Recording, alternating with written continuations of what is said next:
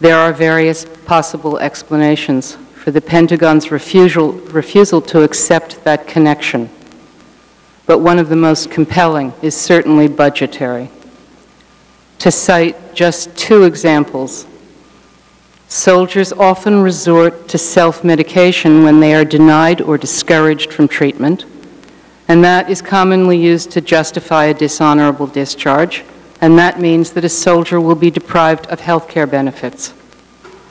Or VA claims that somehow more than 22,000 soldiers, most of whom had already been diagnosed with a post-traumatic stress injury or a traumatic brain injury, have been dismissed from the service with a diagnosis of personality disorder, which is considered a pre-existing condition, which also therefore absolves the VA of any responsibility for their future care.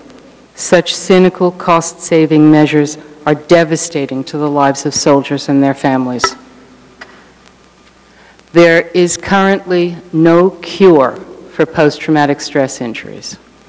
Though many learn to manage their symptoms, far too many will suffer the effects of their combat experience for the rest of their lives. They will continue to have nightmares and flashbacks. Many will continue to be hypervigilant, have startle responses that are often violent. Many will have trouble managing their anger and their relationships for the rest of their lives. Many will try to self-medicate and to help them forget, and far too many will die by their own hands. But that sad truth cannot be used as an excuse for inaction. Our soldiers and our veterans need all the help they can get as soon as possible. Their psychic injuries may not be curable, but they are treatable. Their lives and the lives of their families can be made infinitely less difficult if they're given the care and support they have earned. They can be assured that their suffering is a normal response to an abnormal situation. They can talk to other veterans and practice compassion for themselves by feeling it for others. They can be taught proven techniques for managing their stress and their anxiety, and they can be relieved of the added burden of financial worry, all of which may help dissuade them from suicide. This is a public health issue of monstrous proportion, and I'm here to bear witness to the fact that military suicides are not a new phenomenon. They are old news. This has happened before, and it should never have been left to citizens to sound the alarm. The disingenuous surprise and denial from official sources is simply unacceptable. I am deeply concerned that the issue is being politicized, that sides are being taken, lines drawn that make it appear as though there are two sides to this issue. There are not, there can't be.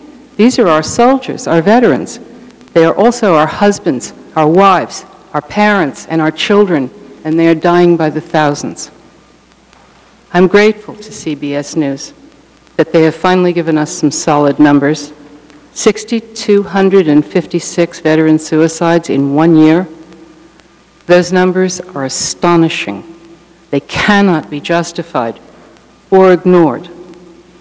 Our soldiers and our veterans are not disposable, and yet that's how they're being treated.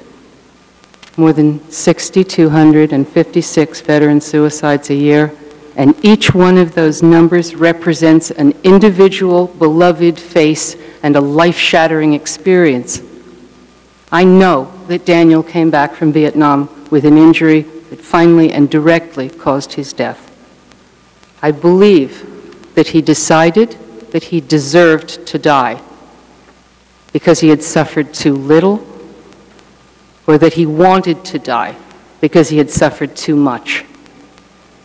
We call his death a suicide, but I have come to believe it was either an execution or euthanasia or some tragic combination of the two, and that continues to break my heart.